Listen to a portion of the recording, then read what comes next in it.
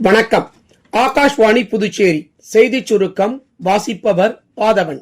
மத்திய மாநில அரசுகள் ஒருங்கிணைந்து செயல்பட வேண்டியதன் அவசியத்தை குடியரசு துணைத் தலைவர் திரு சி.பி. ராதாகிருஷ்ணன் வலியுறுத்தியுள்ளார். நேற்று சிவகங்கையில் வீரமங்கை வேலு நாச்சியாரின் மாளிகையில் அமைந்துள்ள திருவுருவச் சிலைக்கு மாலை அணிவித்து மரியாதை செலுத்திய பின்னர் செய்தியாளர்களிடம் பேசுகையில் அவர் இவ்வாறு தெரிவித்தார்.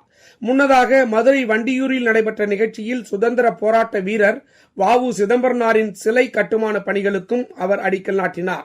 பிரதமர் திரு நரேந்திர மோடி நேற்று மீரட்டில் உள்ள சதாப்தி நகர் நமோ பாரத் ரயில் நிலையத்தில் மீரோ மெட்ரோ மற்றும் நமோ பாரத் ரயிலை கொடியசைத்து துவக்கி வைத்தார். தொடர்ந்து அவர் மீரட் தெற்கு நிலையம் வரை மெட்ரோ பயணம் மேற்கொண்டார். மீரட்டில் சுமார் 12,930 கோடி ரூபாய் மதிப்பிலான பல்வேறு வளர்ச்சித் திட்டங்களை தொடங்கி வைத்து நாட்டிற்கு அர்ப்பணித்தார். தொடர்ந்து பேசிய உத்தரப்பிரதேச மாநில முதலமைச்சர் திரு யோகி ஆதித்யநாத், இத்திட்டங்கள் அனைத்தும் மாநில மக்கள் அனைவருக்கும் பயனளிக்கும் என தெரிவித்தார்.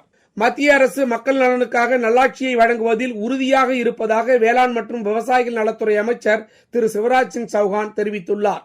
அவர் நேற்று ஆந்திர பிரதேச மாநிலம் திருமலையில் உள்ள ஸ்ரீ வெங்கடாஜலபதி கோவிலில் தரிசனம் மேற்கொண்ட பின்னர் செய்தியாளர்களிடம் பேசுகையில் அவர் இவ்வாறு குறிப்பிட்டார்.